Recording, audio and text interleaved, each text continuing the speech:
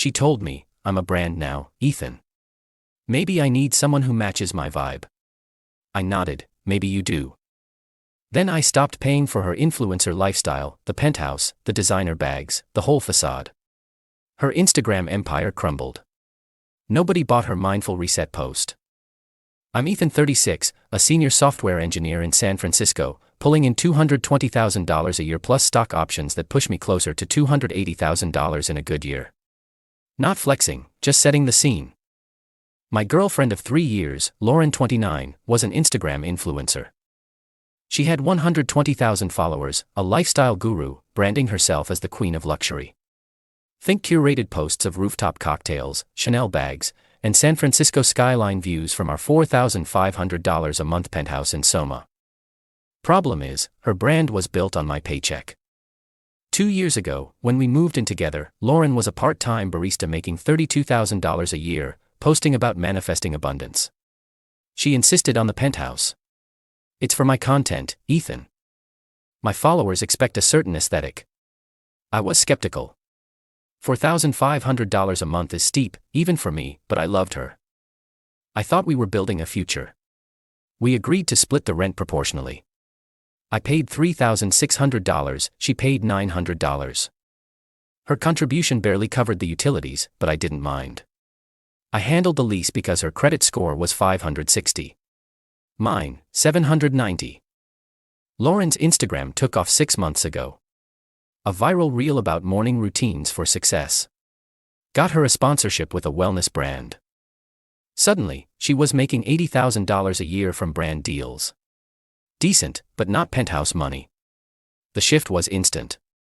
Week 1, can you believe I'm finally a full-time influencer? Week 2, I need to upgrade my wardrobe to reflect my brand. Week 3, she's dropping $2,000 on a Gucci jacket. Charged to a credit card I later found out had a $7,000 balance. By week 4, she's correcting me at dinner parties about tech trends, despite my 14 years in the industry. She'd been an influencer for 27 days. Last Friday was the breaking point. We were at a rooftop bar with her influencer friends, other 20-somethings obsessed with aesthetics. One of them, Qley, asked about our apartment. It's unreal, Lauren gushed. Floor-to-ceiling windows, private balcony. The whole vibe screamed success. Qley's eyes widened. That must cost a fortune. Lauren laughed, tossing her hair. When you're at my level, you invest in the lifestyle you deserve. I nearly spat out my $18 cocktail. In the Uber home, yep, I paid, she doubled down. I'm serious, Ethan. My brand is about luxury. I can't post from some basic apartment. I raised an eyebrow. You know I pay 80% of the rent, right? She rolled her eyes, a new habit. God, why do you always make it about money? I'm building something big. My followers are up 20% this month. You've been at the same company forever. Where's your ambition? I stared at her, this woman I'd supported through barista gigs and failed Etsy shops, who lived in a penthouse she couldn't afford without me. You're right, I said calmly. Maybe you need someone who matches your vibe, someone at your level. She smirked, thinking she'd won. Exactly, I'm glad you get it. That was Friday at 10 p.m. By Saturday morning, I was at the leasing office. The property manager, Karen, knew me well. I'd handled every payment, every maintenance request. Ethan, what's up? She asked, pulling up our file. I explained I needed to check the lease terms. Turns out only my name was on the lease. Lauren was just an authorized occupant. Her credit wouldn't have qualified.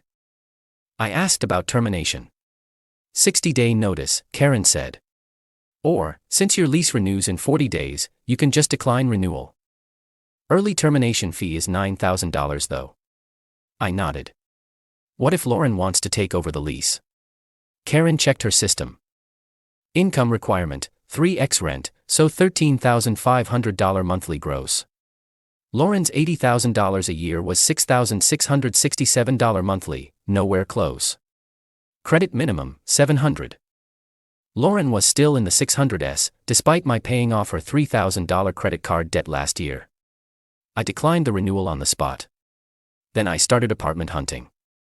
Found a sleek one-bedroom in Mission Bay for $2,200 a month. Modern, quiet, no Instagram-worthy rooftop, but perfect for me. I put down a deposit for move-in after 40 days.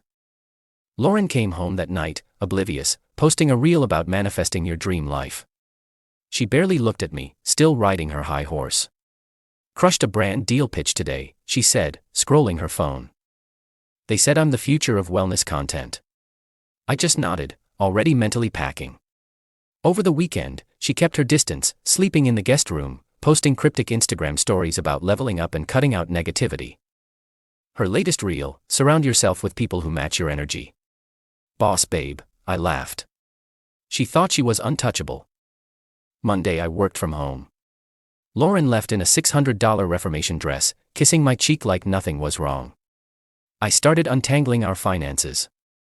Electricity, my name cancelled autopay. Internet, my account, scheduled disconnection in 40 days. Netflix, Spotify, her gym membership as my guest, all cancelled or removed. Then the big one, her Audi Q5, leased under my credit because hers was trash. $700 a month, which I'd covered as our expense. I called the dealership, removed my autopay. Payment now due from her. Her influencer business card wasn't approved yet. She'd been using my Amex for brand-related expenses, promising to pay me back once deals closed. I cut that off too. By noon, the text started. Ethan, my card got declined at a brand lunch. This is humiliating. I replied, must be a glitch. Use your debit card. She fired back, I'm with a sponsor. Fix this. I typed. You said you needed someone at your level. I'm giving you space to live that. She called 12 times. I didn't pick up. That evening, she stormed in, furious. You embarrassed me in front of a client. They think I'm broke. I leaned back. Aren't you? You pay $900 toward a $4,500 apartment. She scoffed. This is financial abuse, Ethan. I'm a brand. I need this lifestyle to succeed. I shook my head. No, you need my money to pretend you're succeeding.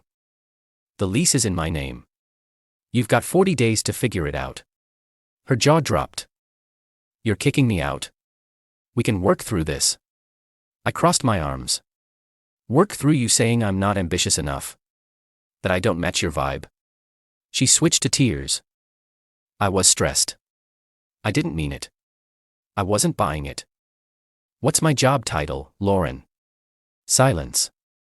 What do I actually do at work? More silence. 3 years, and she didn't know I led a team-building, AI-driven cloud infrastructure. She never asked.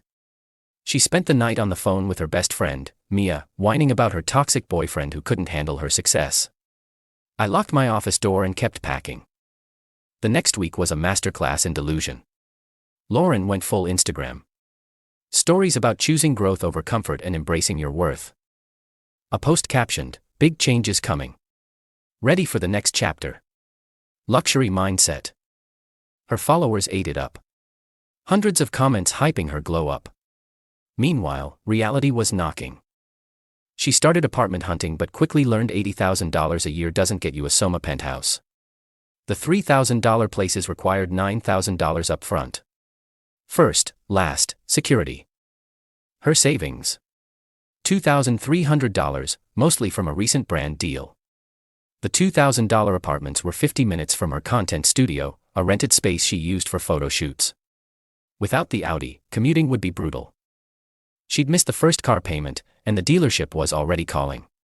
The $1,500 studios. Tiny. No natural light. In neighborhoods she called sketchy. Wednesday, I got a call from the Audi dealership. Lauren had begged them to fix the payment issue, claiming it was a mistake.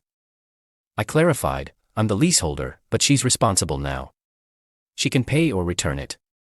That night, she tried a new tactic, seduction. She wore lingerie I'd bought her, lit candles, played soft music. Ethan, don't you miss us? She purred. I stepped back. I miss someone who saw me as more than a bank account. She froze. That's not fair. I love you. I asked, what's my favorite book? Silence. My hometown. Nothing. You loved the lifestyle, Lauren. Not me. By week 2, panic set in. Her brand deals were stalling. Sponsors noticed her luxury content was slipping. No more rooftop shoots. No new designer outfits. She tried to keep up appearances, borrowing a friend's Prada bag for a reel. But her followers commented, "Is that Mia's bag?" Thinking face, her influencer friend Qley stopped by unannounced, expecting the penthouse glamour. "Where's Ethan's stuff?"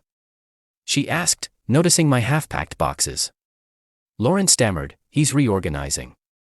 Qley wasn't fooled. "You're keeping this place, right?